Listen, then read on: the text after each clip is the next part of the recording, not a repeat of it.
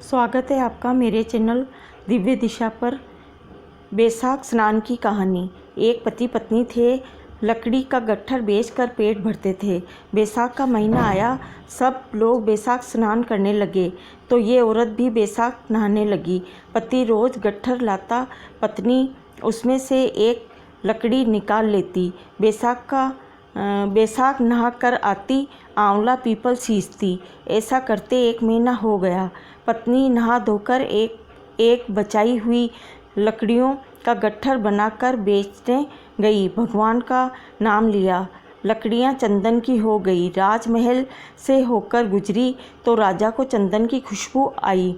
राजा ने पूछवाया कि लकड़ियों की कीमत क्या होगी, तो वो बोली, जितना आप चाहें दे दें, पर मुझे 5 ब्राह्मण जिमाने हैं, उनको जिमाऊं, इतना सामान चाहिए।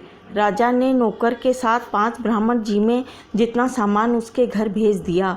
दाल बाटी और चूरमा ब्राह्मणों को जिमाया और दक्षिणा दी, और स्त्री ने ब्राह्मणों का आशीर्वाद लिया।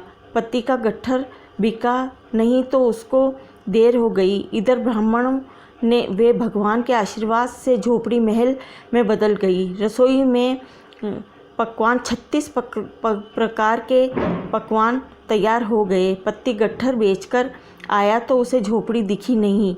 वो पड़ोसन से पूछने लगा। पड़ोसन बोली, तुम तो लकड़ियाँ बेचते रहते हो, तुम्हारी पत्नी स्नान ध्यान पाठ पूजा करती है, ब्राह्मण जिमाती है, बाकी तुम जानो।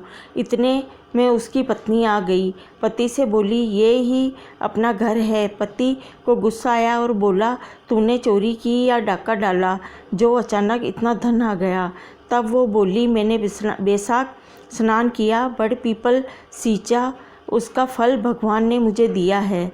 ब्राह्मण जिमाने के लिए रोज़ आपकी लकड़ियों के गट्ठर में से एक लकड़ी निकालती थी। वो लकड़ियाँ भगवान की कृपा से चंदन की हो गई। बेचने गई तो राजा ने गट्ठर मांगा। मैंने राजा से सूखा सामान मांगा जिससे ब्राह्मण जिमाए।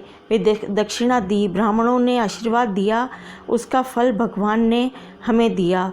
तब पति को तसल्ली आई। दोनों पति पत्नी के साथ भोजन किया, महलों में वास किया। हे भगवान, जैसे उन पति पत्नी के भंडार भरे, वैसे सबके भरना, खोटी की खरी अधूरी की पूरी जानना।